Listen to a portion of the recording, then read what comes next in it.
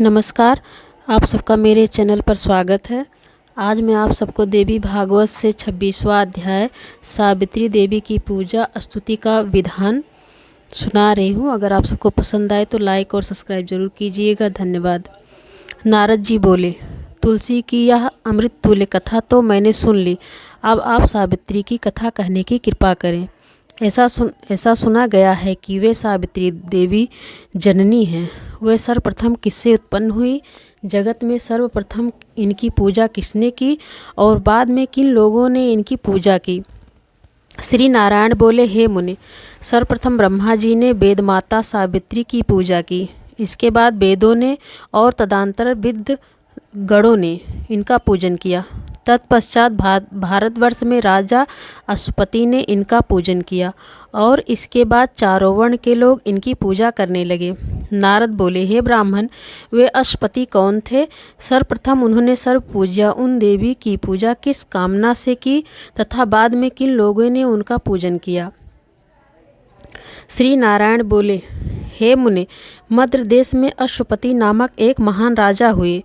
वे अपने शत्रुओं के बल का नाश करने वाले तथा मित्रों का दुख दूर करने वाले थे। उनकी महारानी मालती नाम से विख्यात थी। वे रानी धर्मनिष्ठ थी। वे उनके लिए उसी प्रकार थी जैसे गदाधारी विष्णु के लिए लक्ष्मी जी। हे नारद, वे रानी मालती निसंतान थी अतः उन्होंने वशिष्ठ के उपदेशानुसार भगवती सावित्री की भक्ति पूर्वक आराधना की, किंतु रानी को देवी से ना तो कोई संकेत मिला और ना उनके दर्शन ही हुए। अतः कष्ट से व्याकुल होकर दुखित मन से वे घर चली गईं। राजा अश्वपति ने उन्हें दुखित होकर नीतिपूर्ण वचनों से समझाया। इसके बाद भक्तिपूर्वक सावित्री की तपस्या के लिए वे पुष्कर क्षेत्र में चले गए। वहाँ पर उन्होंने इंद्रियों को वश में करके 100 वर्ष तक तपस्या की। उन्हें सावित्री के दर्शन तो नहीं हुए किंतु प्रत्यादेश प्राप्त हुआ। हे नारद, उन नृपेंद्र ने यह अशरीरी आकाशवाणी सुनी, तुम गायत्री का 10 लाख जप करो। इसी बीच वहाँ मुनि पराशर आ गए। राजा ने उन्हें प्रणाम किया। तदंतर मुनि राजा से कहने लगे। मुनि बोले, एक बार गायत्री जप दिन भर के पाप का नाश कर देता है। 10 बार गायत्री जप करने से दिन और रात का पाप नष्ट हो जाता है। गायत्री का 100 बार का जप महीने भर के संचित पाप को हर लेता है और 1000 बार का जप वर्ष भर के संचित पाप का नाश कर देता है। गायत्री का 1 लाख जप इस जन्म के किए गए पापों तथा 10 लाख जप अन्य जन्मों में किए गए पापों को नष्ट कर देता है। गायत्री के 1 करोड़ जप से सभी जन्मों में किए गए पाप भस्म हो जाते हैं और इससे भी 10 गुना जप विप्रों की मुक्ति कर देता है। द्विज को चाहिए कि हाथ को सर्प के फड़ के आकार का बनाकर अंगुलियों को परस्पर पूर्ण रूप से सटाकर छिद्र रहित कर ले। फिर हाथ को नाभि स्थान से ऊपर की ओर हृदय तक लाकर कुछ नीचे की ओर झुकाए हुए उसे स्थिर करके स्वयं पूरब की ओर मुख करके जप करें। अनामिका के मध्य भाग से नीचे की ओर होते हुए प्रदक्षिण क्रम से तर्जनी के मूल तक जाना चाहिए। करमाला के जप का यही नियम है। हे राजन, श्वेत कमल के बीजों अथवा स्फटिक मणि की पवित्र माला बनाकर तीर्थ में या किसी देवालय में जप करना चाहिए। पीपल के पत्र अथवा कमल पर संयम पूर्वक माला को रखकर गोरोचन से अनुलिप्त करके फिर गायत्री मंत्र का उच्चारण करके विद्वान पुरुष माला को स्नान कराए। तत्पश्चात उसी माला से विधि पूर्वक गायत्री मंत्र का 100 बार जप करना चाहिए अथवा पंचगव्य या गंगा जल से स्नान कराकर शुद्ध की हुई माला से भी जप किया जा सकता है। हे राजर्षि, इस क्रम से आप 10 लाख गायत्री का जप कीजिए। इससे आपके 3 जन्मों के पापों का नाश हो जाएगा और आप भगवती सावित्री का साक्षात दर्शन प्राप्त करेंगे।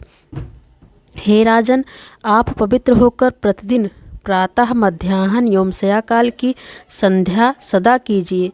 संध्या न करने वाला व्यक्ति अपवित्र रहता है और वह समस्त कर्मों के लिए अयोग्य हो जाता है। वह दिन में जो भी सत्कर्म करता है उसके फल का अधिकारी नहीं रह जाता है।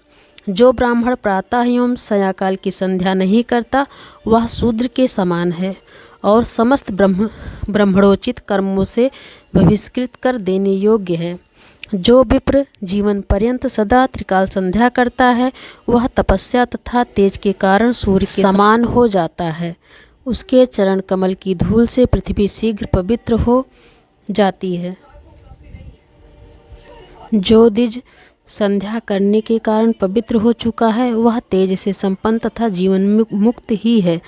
उसके स्पर्श मास से सभी तीर्थ पवित्र हो जाते हैं और उसके पास से पाप उसी प्रकार भाग जाता है जैसे गरुड़ को देखते ही सर्प। जो द्विज त्रिकाल संध्या नहीं करता उसके द्वारा संपादित पूजा को देवगण तथा पिंड तर्पण को पितृगण स्वेच्छापूर्वक स्वीकार नहीं करते हैं। जो व्यक्ति मूल प्रकृति की भक्ति नहीं करता, उनके मंत्र की आराधना नहीं करता और उनका उत्सव नहीं मनाता वह विषहीन सर्प की तरह तेज रहित होता है। जो द्विज विष्णु के मंत्र से विहीन है, त्रिकाल संध्या से रहित है और एकादशी व्रत से वंचित है वह विषहीन सर्प की भांति निस्तेज होता है। जो ब्राह्मण भगवान श्री हरि को अर्पण किया गया नैवेद्य प्रसाद रूप में ग्रहण नहीं करता, धोबी का काम करता है, बैल पर बोझा ढोने का काम करता है, शूद्रों का अन्न खाता है वह विषहीन सर्प के समान है। जो ब्राह्मण शूद्रों का शव जलाता है, शूद्र स्त्री का पति बनता है और शूद्रों के लिए भोजन बनाता है वह विषहीन सर्प की भांति निस्तेज होता है। जो द्विज शूद्रों से दान लेता है, शूद्रों का यज्ञ कराता है, मुनिमी का काम करता है और तलवार लेकर पहरेदारी करके जीविकोपार्जन करता हुआ विषहीन सर्प की भांति तेज शून्य होता है। जो ब्राह्मण कन्या विक्रय करता है, भगवान का नाम बेचता है, पति तथा पुत्र से हीन और ऋतु स्नाता स्त्री के यहाँ भोजन करता है, स्त्रियों के व्यभिचार से अपनी जीविका चलाता है और सूदखोर होता है वह विषहीन सर्प के समान तेज रहित होता है। जो द्विज विद्या का विक्रय करता है वह भी विषहीन सर्प के सदृश होता है। जो ब्राह्मण सूर्योदय हो जाने के बाद सोता रहता है, भोजन में मछली ग्रहण करता है और भगवती की पूजा से वंचित है वह विषहीन सर्प के समान निस्तेज है। हे मुने, ऐसा कहकर मुनिश्रेष्ठ पराशर ने राजा अश्वपति को सावित्री की पूजा के संपूर्ण विधान तथा ध्यान आदि आवश्यक प्रयोग बतला दिए। महाराज अश्वपति को संपूर्ण उपदेश देकर मुनि अपने आश्रम चले गए। तत्पश्चात राजा ने भगवती सावित्री की विधिवत उपासना करके उनके दर्शन प्राप्त किए तथा उन्हें अभिष्ट वर भी प्राप्त हो गया। नारद जी बोले, उन मुनि पराशर ने राजा अश्वपति को सावित्री के किस ध्यान, पूजा विधान, स्त्रोत तथा मंत्र का जाप उपदेश देकर प्रस्थान किया था, साथ ही राजा ने किस विधान से वेद माता सावित्री की भली भांति पूजा की और इस प्रकार उनकी विधिवत पूजा करके उन्होंने कैसा वर प्राप्त किया। हे प्रभो, सावित्री का वह परम महिमामय अत्यंत रहस्युक्त और वेद प्रमाणित संपूर्ण प्रसंग संक्षेप में सुनना चाहता हूँ। श्री नारायण बोले, हे नारद, जेठ मास के कृष्ण पक्ष की त्रयोदशी तिथि को संयम पूर्वक रहकर व्रती को चतुर्दशी तिथि में व्रत करके शुद्ध समय में भक्ति पूर्वक सावित्री की पूजा करनी चाहिए। यह व्रत 14 वर्ष का है। इसमें 14 फल सहित 14 प्रकार के नैवेद्य अर्पण किए जाते हैं। पुष्प, धूप, वस्त्र तथा यज्ञोपवीत आदि से विधि पूर्वक पूजन करके नैवेद्य अर्पण करना चाहिए। एक मंगल कलश स्थापित करके उस पर पल्लव रख दें। तत्पश्चात गणेश, सूर्य, अग्नि, विष्णु, शिव तथा पार्वती की सम्यक पूजा करके द्विज को आवाहित कलश पर अपनी इष्ट देवी सावित्री का ध्यान करना चाहिए। मध्यांदिनी शाखा में भगवती सावित्री का जो ध्यान, स्तोत्र, पूजा विधान तथा सर्व कामप्रद मंत्र प्रतिपादित किया गया है उसे आप सुनिए। ध्यान इस प्रकार है।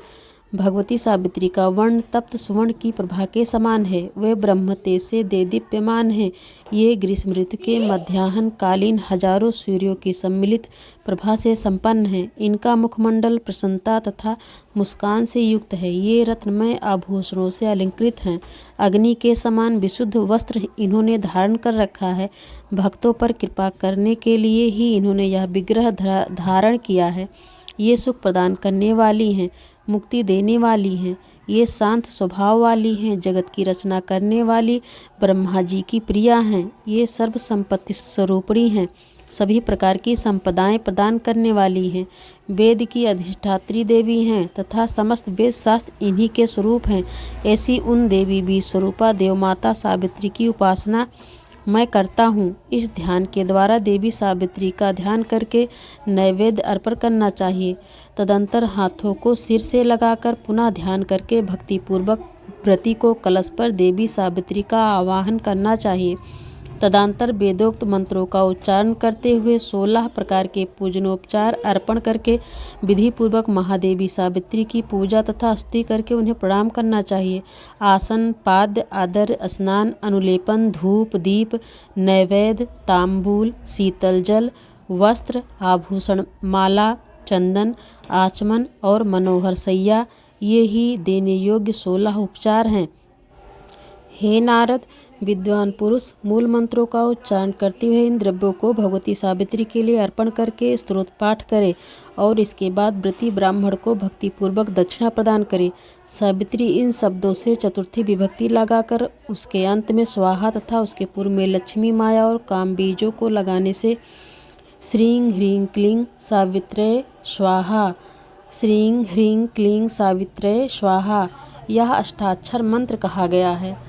मध्यांदिनी शाखा में वर्णित सभी कामनाओं का फल प्रदान करने वाले तथा विप्रों के जीवन स्वरूप सावित्री स्तोत्र को आपके सामने व्यक्त करता हूँ। इसे ध्यानपूर्वक सुनिए। हे नारद, प्राचीन काल की बात है। गोलोक में विराजमान श्री कृष्ण ने सावित्री को ब्रह्मा के पास जाने की आज्ञा दी, किंतु वे सावित्री उनके साथ ब्रह्मलोक जाने को तैयार नहीं हुई। तब कृष्ण के कहने पर ब्रह्मा जी भक्तिपूर्वक देवमाता सावित्री का स्तवन करने लगे। तदंतर उन सावित्री ने परम प्रसन्न होकर ब्रह्मा को पति बनाना स्वीकार कर लिया।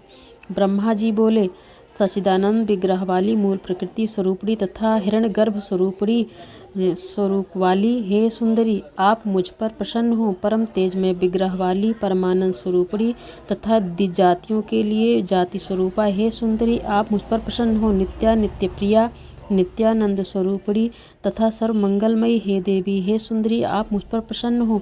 ब्राह्मणों की सर्वस्वरूपड़ी, मंत्रों की सारभूता, परा सुख प्रदान करने वाली तथा मोक्षदायिनी हे देवी हे सुंदरी, आप मुझ पर प्रसन्न हो। विप्रों के पाप रूपी ईंधन को दग्ध करने के लिए प्रज्वलित अग्नि की शाखा के समान तथा ब्रह्म तेज प्रदान करने वाली हे देवी हे सुंदरी, आप मुझ पर प्रसन्न हो। मनुष्य मन, वाणी अथवा शरीर से जो भी पाप करता है वह सब आपके स्मरण मात्र से जल कर भस्म हो जाएगा। इस प्रकार स्तुति करके जगत की रचना करने वाले ब्रह्मा जी वहीं पर सभा भवन में विराजमान हो गए। तब वह सावित्री ब्रह्मा जी के साथ ब्रह्मलोक के लिए प्रस्थित हो गई। हे मुने, इसी स्तोत्राज से राजा अश्वपति ने भगवती सावित्री की स्तुति करके उनका दर्शन किया और उनसे मनोभिलषित वर भी प्राप्त किया। जो मनुष्य संध्या करके इस स्तोत्रराज का पाठ करता है वह उस फल को प्राप्त कर लेता है जो चारों वेदों का पाठ करने से मिलता है। यह श्रीमद्देवी भागवत महापुराण संहिता के अंतर्गत 9वें स्कंध का सावित्री पूजा विधि नामक 26वां अध्याय पूर्ण हुआ। धन्यवाद।